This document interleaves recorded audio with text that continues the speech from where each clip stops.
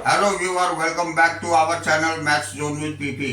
मैं संजीव कुमार आज आपको क्लास 12 की इतिहास की चैप्टर 1 जो ईट मनके तथा अस्थियां हैं हड़प्पा सभ्यता के अंतर्गत, तो उसकी पार्ट 3 की जानकारी देता हूं। तो आइए स्टार्ट होते हैं अब।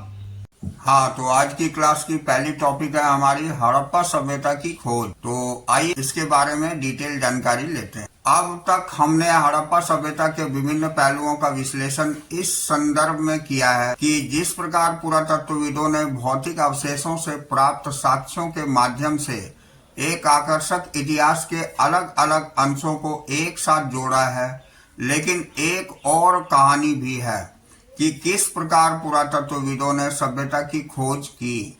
जब हड़प्पा सभ्यता के शहर नष्ट हो गए तो लोग धीरे धीरे उनके विषय में सब कुछ भूल गए।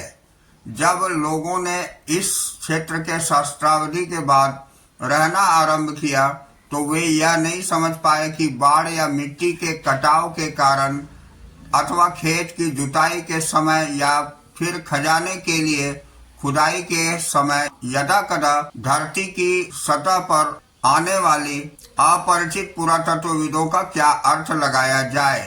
तो अब इसके बाद हम अगली पॉइंट देखते हैं। तो अगली पॉइंट है हमारी कनिंघम का भ्रम। तो आइए इसके बारे में जानकारी लेते हैं। जब भारतीय पुरातत्वविद सर्वेक्षण के पहले डायरेक्टर जनरल कनिंघम ने 19वीं शताब्दी के मध्य में पुरातत्वविद उत्खनन आरंभ किए, तब पुरातत्वविद अपने अन्वेषणों के मार्गदर्शन के लिए लिखित स्रोतों जैसे साहित्य तथा अभिलेख का प्रयोग अधिक पसंद करते थे। यहाँ तक कि कनिंघम की मुख्य रुचि भी आरंभिक ऐतिहासिक लगभग 6ठी शताब्दी ईसा पूर्व से 4ठी शताब्दी ईस्वी तक उसके बाद के कालों से संबंधित पुरातत्व में थे। तो आरंभिक वस्तुओं की पहचान के लिए उन्होंने 4ठी से 7वीं शताब्दी ईस्वी के बीच उपमहाद्वीप में आए चीनी बौद्ध तीर्थयात्रियों द्वारा छोड़े गए वृत्तांतों का प्रयोग किया।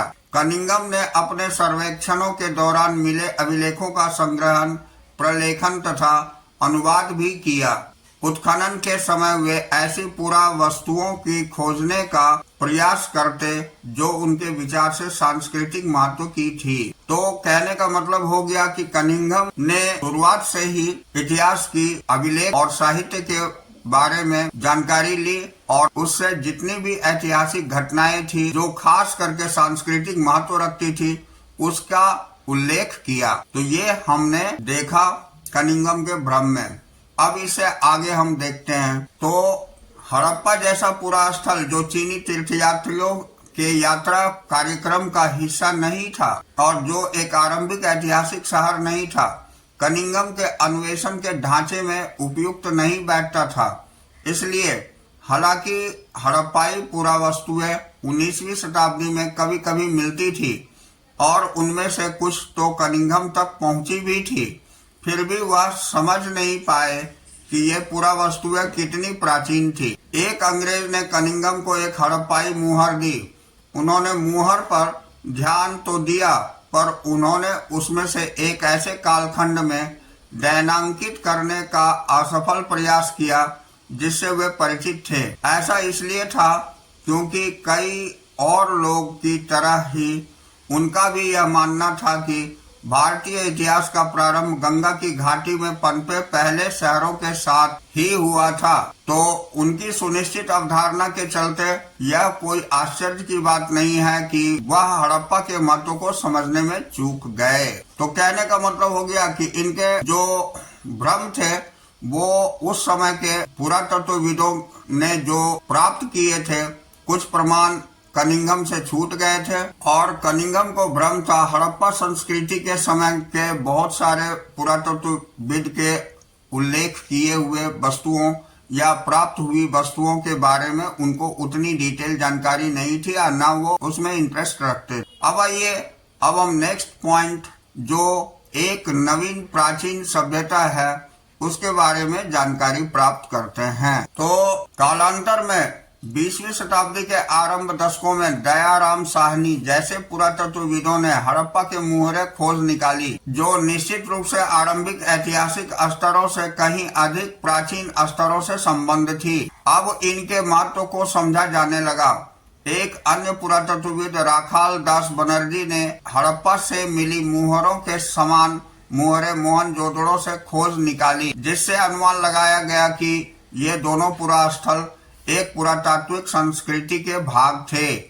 इन्हीं खोजों के आधार पर 1924 में भारतीय पुरातात्विक सर्वेक्षण के डायरेक्टर जनरल जॉन मार्शल ने पूरे विश्व के समक्ष सिंधु घाटी में एक नवीन सभ्यता की खोज की घोषणा की। जैसा कि S.N. Rao the story of Indian archaeology में लिखते हैं, मार्शल ने भारत को जहां पाया था उसमें 3000 वर्ष पीछे छोड़ा। ऐसा इसलिए था क्योंकि मेसोपोटामिया के पुरास्थलों में हुए उत्खनन से हड़प्पा पुरास्थलों पर मिली मुहरों जैसी पर तक पहचानी ना जा सकी मुहरें मिली थी। इस प्रकार विश्व को न केवल एक नई सभ्यता की जानकारी मिली, पर यह भी कि वह मेसोपोटामिया के समकालीन थी। तो भारतीय पुरातत्वविद सर्वेक्षण के डायरेक्टर जनरल के रूप में जॉन मार्शल का कार्यकाल वास्तव में भारतीय पुरातत्वविद में एक व्यापक परिवर्तन की काल थी।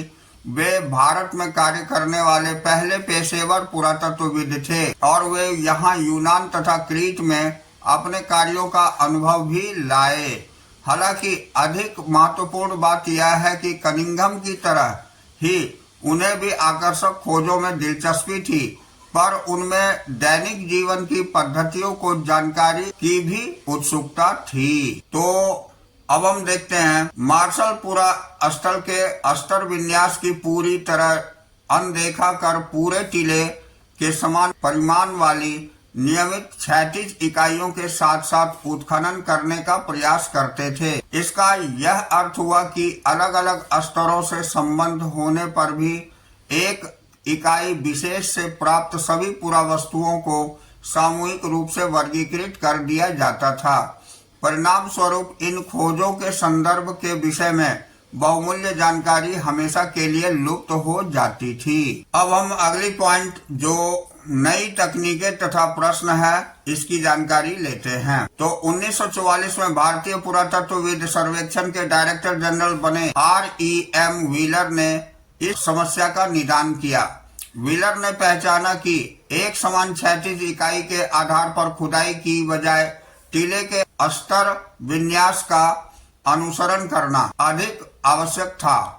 साथ ही सेना के पूर्व ब्रिगेडियर के रूप में उन्होंने पुरातत्वविद की पद्धति में एक सैनिक परिशुद्धता का समावेश भी किया।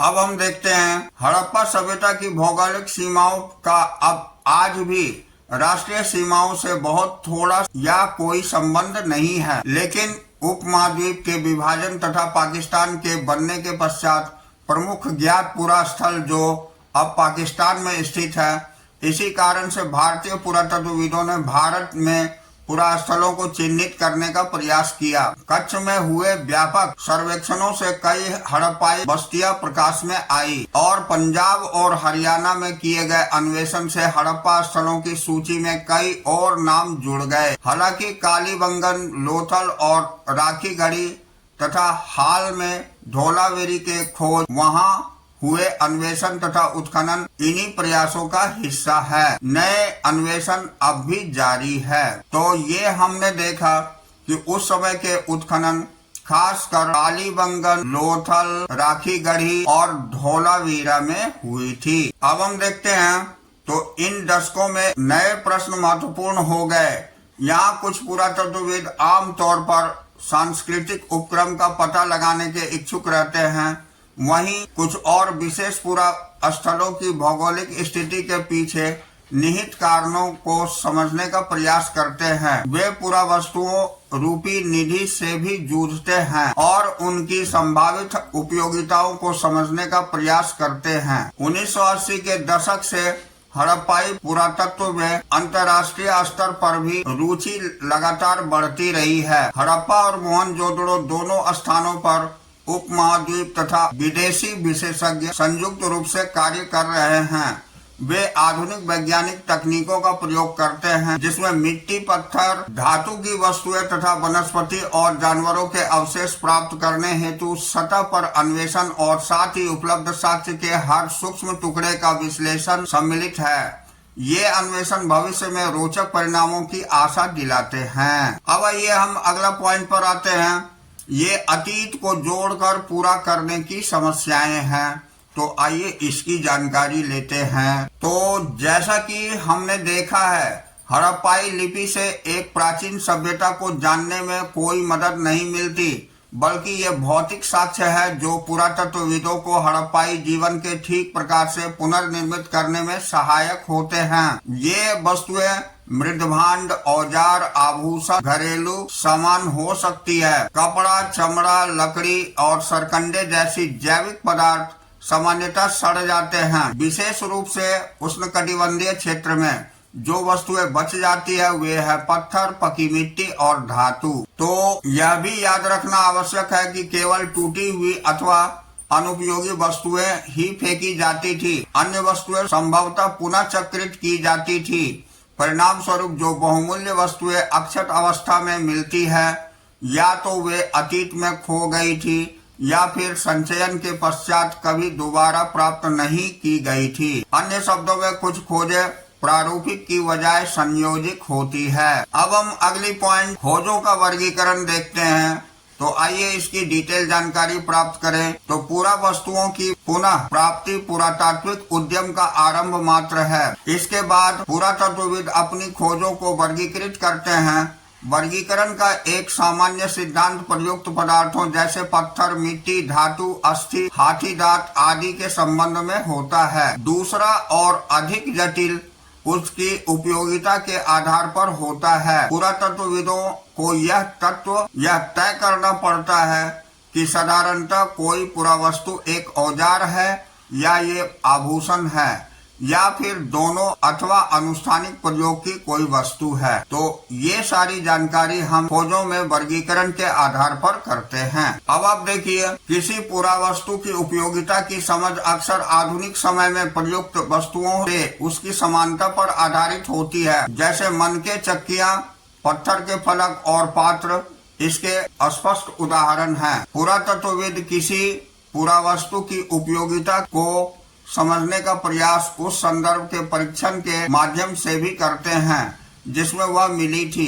क्या वे घर में मिली थी, नाले में या कब्र में या फिर भट्टी में। तो कभी कभी पुरातत्वविदों को अप्रत्यक्ष साक्ष्यों का सहारा लेना पड़ता है। उदाहरण के लिए, हालांकि कुछ हड़प्पा स्थलों में कपास के टुकड़े मिले हैं, पर पहनावे के विषय में जानने के लिए हमें अप्रत्यक्ष साक्ष्यों जैसे मूर्तियों में चित्रण पर निर्भर रहना पड़ता है। अब देखिए, पुरातत्वविदों को संदर्भ की रूपरेखा को विकसित करना पड़ता है। हमने देखा है कि पहली प्राप्त हड़प्पाई मुहर को तब तक नहीं समझा जा सका जब तक पुरातत्वविदों को उसे समझने के लिए सही संदर्भ नहीं मिला। सांस्कृतिक अनुक्रम जिसमें वह मिली थी तथा मेसोपोटामिया में हुई खोजों की तुलना दोनों के संबंध में। अब अगली पॉइंट हम देखेंगे, व्याख्या की समस्याएं।